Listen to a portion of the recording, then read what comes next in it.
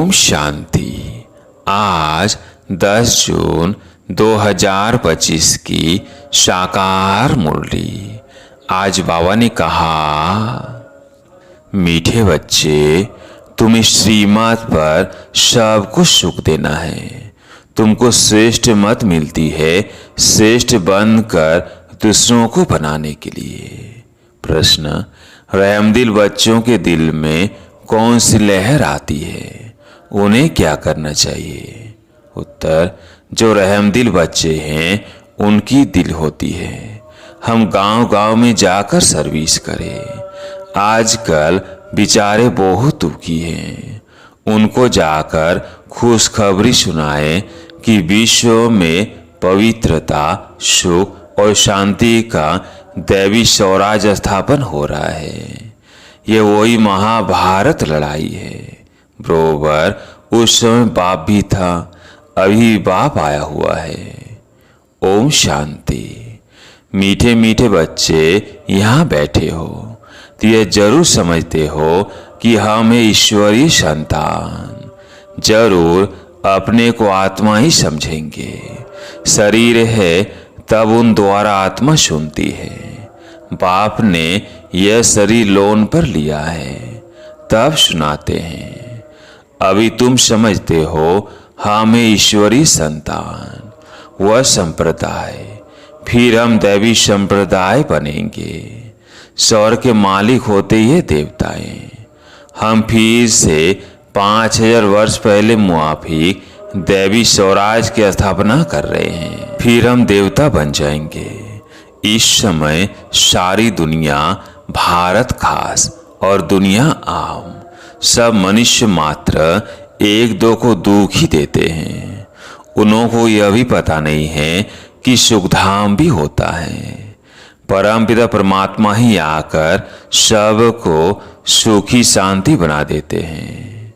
यहाँ तो घर घर में एक दो को दुख ही देते हैं। सारे विश्व में दुख ही दुख है। अभी तुम बच्चे जानते हो बाप हमको 21 जन्मों के लिए सदा सुखी बनाते हैं। कब से दुख शुरू हुआ है, फिर कब पूरा होता है, यह कोई की बुद्धि में चिंतन नहीं होगा। तुमको ही यह बुद्धि में है कि हम बरोबर ईश्वरीय संप्रदाय थे। यूं तो सारी दुनिया के मनुष्य मात्र ईश्वरीय संप्रदाय है। हर एक उनको फादर के बुलाते हैं। अब बच्चे जानते हैं शिव बाबा हमको श्रीमत दे रहे हैं। श्रीमत मशहूर है। ऊंच तुझ भगवान की ऊंच तुझ मत है। गाया भी जाता है उनकी गात मत न्यारी। शिव बाबा की श्रीमत हमको क्या से क्या बनाती है। स्वर्ग का मालिक और जो भी मनुष्य मात्र है वो तो नर का मालिक ही बनाते हैं। अभी तुम हो संगम पर। यह तो निश्चय है ना। निश्चय बुद्धि ही यहाँ आते हैं और समझते हैं। बाबा हमको फिर से सुखधाम का मालिक बनाते हैं। हम ही 100% पवित्र गिरस्थ मार्ग वाले थे। ये स्मृति आई है। 84 जन्मों का भी हिसाब है ना। कौन कौन कितने जन्म लेते हैं। जो धर्म बाद में आते हैं उनों के जन्म भी थोड़े होते हैं।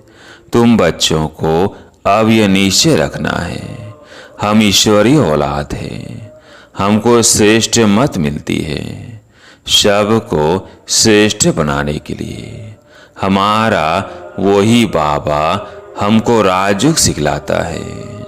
मनुष्य समझते हैं कि वे शास्त्र आदि सब भगवान से मिलने के रास्ते हैं और भगवान कहते हैं इनसे कोई ही मेरे साथ मिलता नहीं है। मैं ही आता हूँ तब तो मेरी जयंती भी मनाते हैं, परंतु कब और किसके शरीर में आता है यह कोई नहीं जानते, सिवाय तुम ब्राह्मणों के। अभी तुम बच्चों को सबको सुख देना है। दुनिया में सब एक दो को दुख देते हैं। वो लोग यह नहीं समझते कि विकार में जाना दुख देना है। अभी तुम जानते हो यह महान दुख है। कुमारी जो पवित्र थी उनको अपवित्र बनाते हैं। नरकवासी बनने के लिए कितना सेरेमनी करते हैं। यहाँ तो ऐसे हंगामे की कोई बात ही नहीं। तुम बड़ा शांति से बैठे हो, सब खुश होते हैं, सारे विश्व को सदा सुखी बनाते हैं। तुम्हारा मान शिव शक्तियों के रूप में है। तुम्हारे आगे लक्ष्मी नारायण का तो कुछ भी मान नहीं।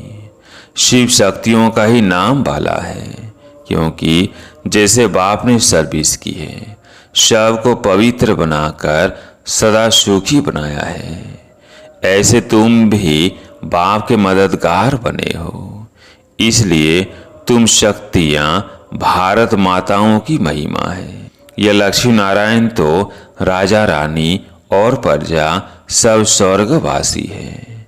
वह बड़ी बात है क्या? जैसे वह स्वर्गवासी है वैसे यहाँ के राजा रानी सब नरकवासी है। ऐसे नरकवासियों को स्वर्गवासी तुम बनाते हो।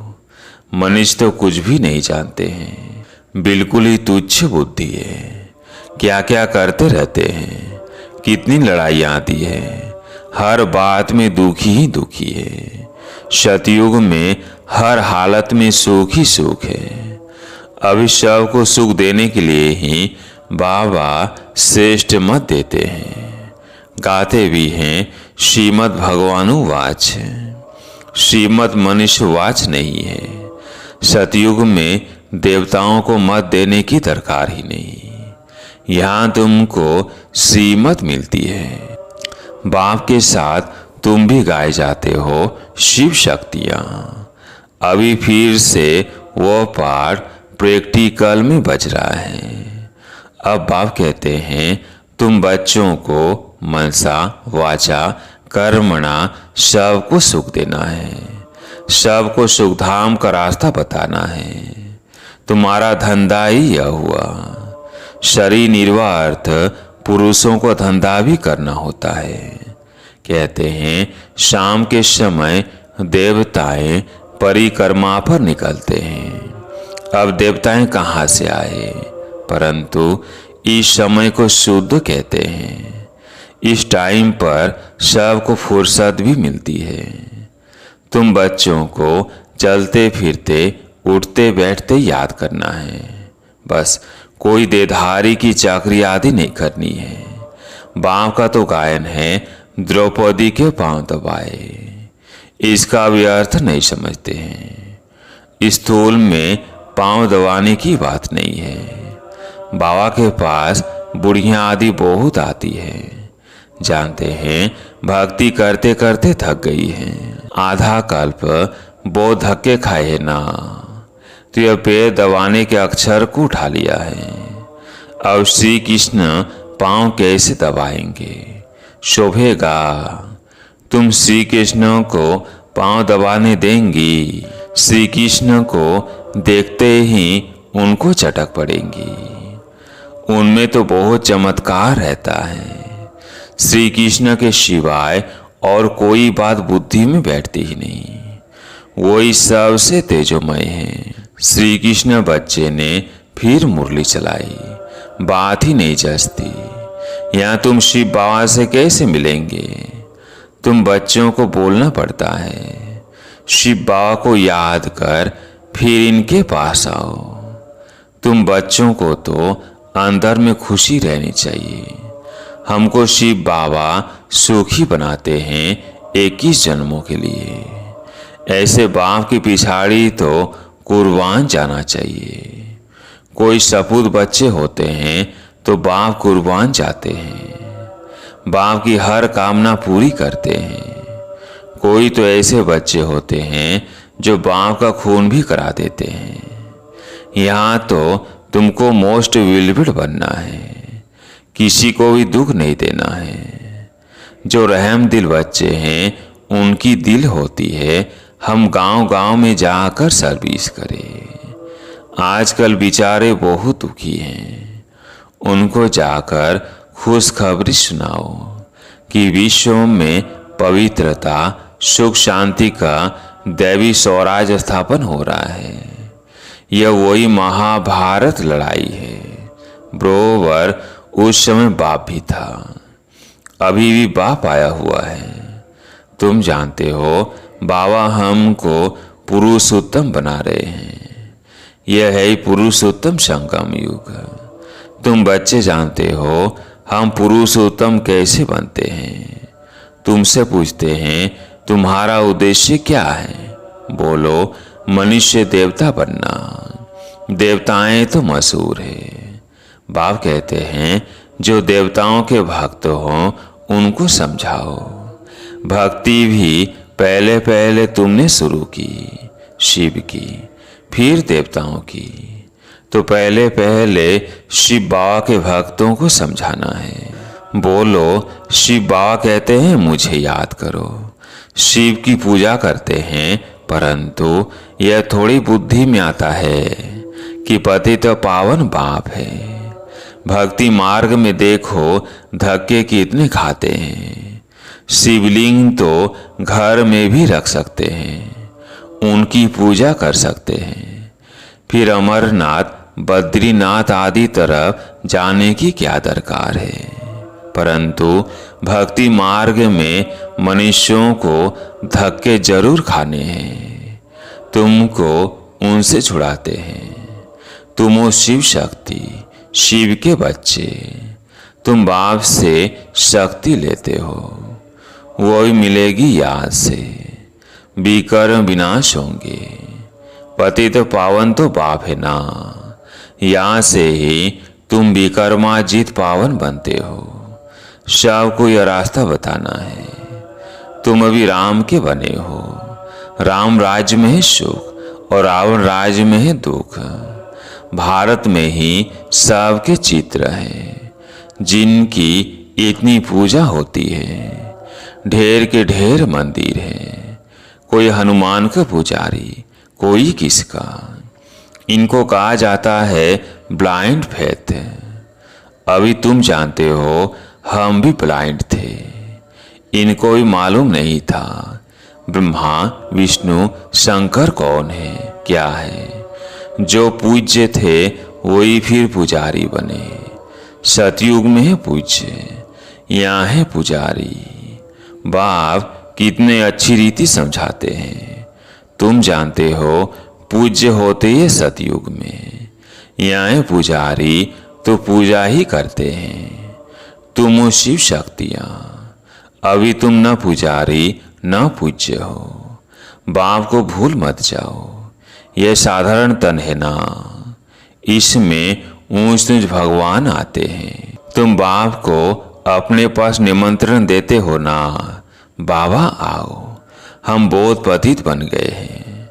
पुरानी पति दुनिया पति शरीर में आकर हमको पावन बनाओ। बच्चे निमंत्रण देते हैं। यहाँ तो कोई पावन है ही नहीं। जरूर सभी पतितों को पावन बनाकर ले जाएंगे ना, तो सबको शरीर छोड़ना पड़े ना। मनुष्य शरीर छोड़ते हैं तो कितना हाय दोष मचाते हैं। तुम खुशी से जाते हो। अभी तुम्हारी आत्मा रेस करती है। देखे कौन शिव बाबा को जास्ती याद करते हैं। शिव बाबा की याद में रहते रहते ही शरीर छूट जाए तो ओहो सौभाग्य, बेड़ा ही पार। सभी को बाप कहते हैं ऐसे पुरुषार्थ करो। सन्यासी भी कोई कोई ऐसे होते हैं, ब्रह्म में लीन होने के लिए अभ्यास करते हैं। फिर पिछाड़ी में ऐसे बैठे बैठे शरीर छोड़ देते हैं। सन्नाटा हो जाता है। सुख के दिन फिर कब आएंगे। इसके लिए ही तुम पुरुषार्थ करते हो। बाबा हम आपके पास चले। आपको ही याद करते करते जब हमारी आत्मा पवित्र हो जाएगी तो आप हमको साथ ले जाएंगे। आगे जब काशी कलवट खाते थे तो बहुत प्रेम से खाते थे। बस हम मुक्त हो जाएंगे ऐसे समझते थे। अभी तुम बाप को याद करते जाते हो शांति धाम। तुम बाप को याद करते हो तो इस याद के बल से पाप करते हैं। वो समझते हैं हमारे फिर पानी से पाप कट जाएंगे, मुक्ति मिल जाएगी। अब बाप समझाते हैं वह कोई योग बल नहीं है। पापों की सजा खाते खाते फिर जाकर जन्म लेते हैं। नए सिर फिर पापों का खाता शुरू होता है। कर्म अकर्म विकर्म की गति बाप भी समझाते हैं। राम राज्य में कर्म अकर्म होते हैं, रावण राज्य में कर्म विकर्म हो जाते हैं। वहाँ कोई विकार आदि होता नहीं। मीठे मीठे फूल बच्चे जानते हैं बाप हमको सब युक्तियाँ सब राज समझाते हैं। मुख्य बात यह है कि बाप को याद करो। पतित पावन बाप तुम्हारे सामने बैठे हैं।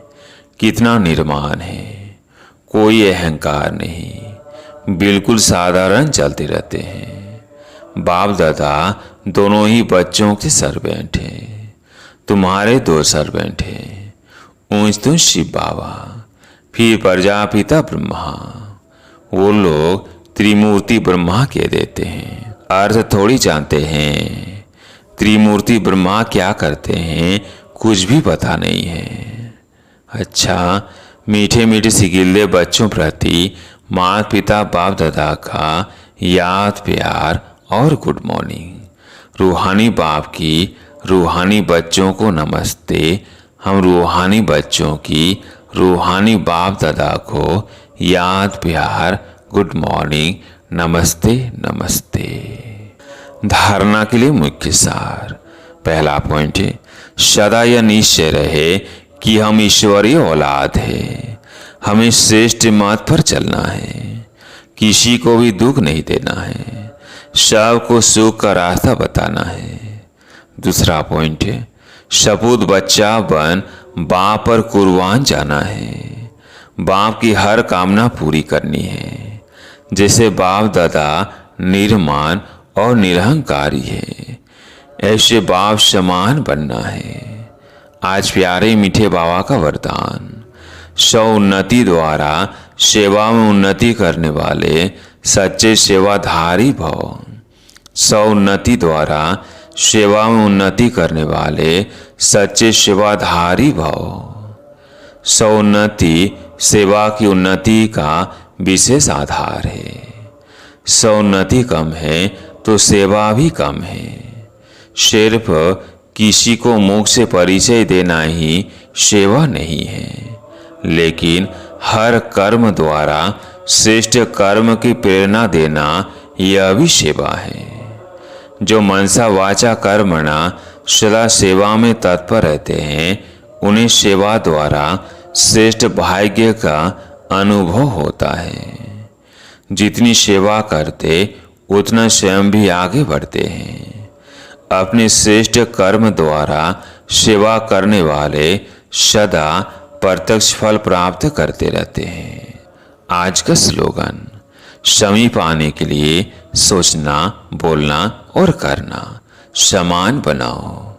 समीप आने के लिए सोचना बोलना और करना समान बनाओ। आज का व्यक्ति सारा, आत्मिक स्थिति में रहने का अभ्यास करो, अंतर्मुखी बनो। एकाग्रता का आधार अंतर्मुखता है। अंतर्मुखता में रहने से सूक्ष्म शक्ति की लीलाएं अनुभव करेंगे। आत्मिक स्थिति में रह आत्माओं का आह्वान करना, आत्माओं से रो रिहान करना, आत्माओं के संस्कार स्वभाव को परिवर्तन करना, आत्माओं का बाप से कनेक्शन जुड़वाना, ऐसे रूहानी लीला का अनुभव होगा। अच्छा, ओम शांति।